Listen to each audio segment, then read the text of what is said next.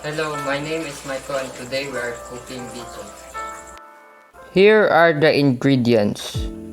1/2 kilo glutinous rice, 4 cups water, 4 cups first extract coconut milk, 1/4 kilo brown sugar, 1/4 kilo muscovado, 1/4 teaspoon salt, 2 tablespoon margarine, and 1/4 teaspoon aniseed.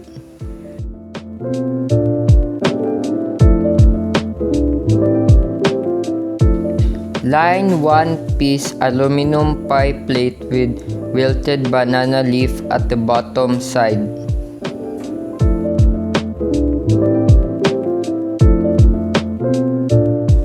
Wash glutinous rice 4 times then drain. Transfer the washed rice to a pot or rice cooker. Add water and cook it the same way you cook ordinary rice.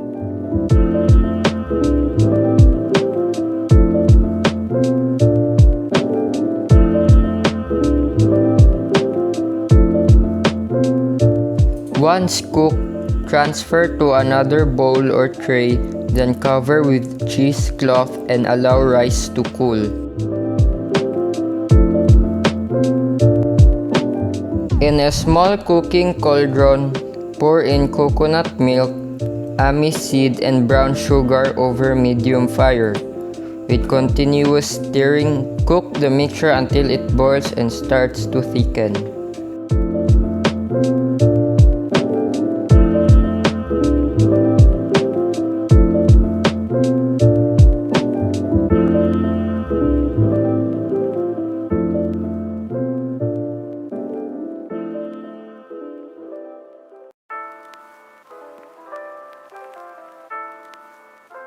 Once the mixture boils, reduce to low fire and add the cooked glutinous rice and salt to the mixture, then mix until incorporated. Continue cooking until mixture starts to thicken.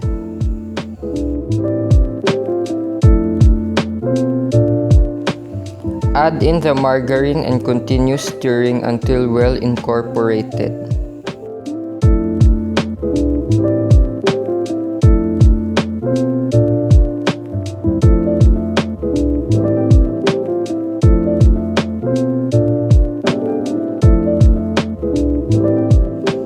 Spread biko into the prepared pan and flatten the surface.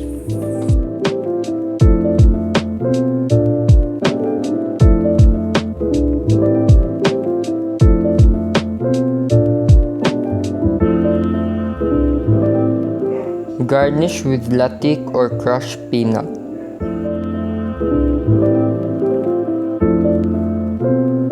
Hi guys, I'm done cooking my biko. Now let's taste it.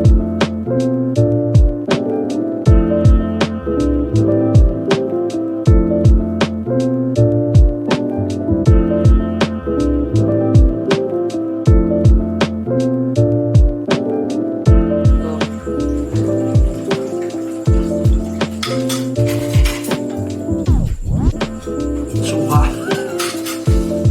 It's so hot.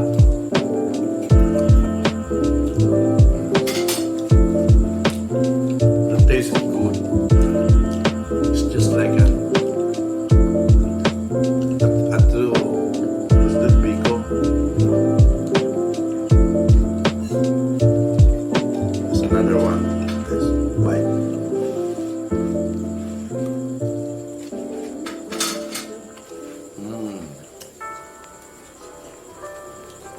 Yummy. Hot and yummy. Wow.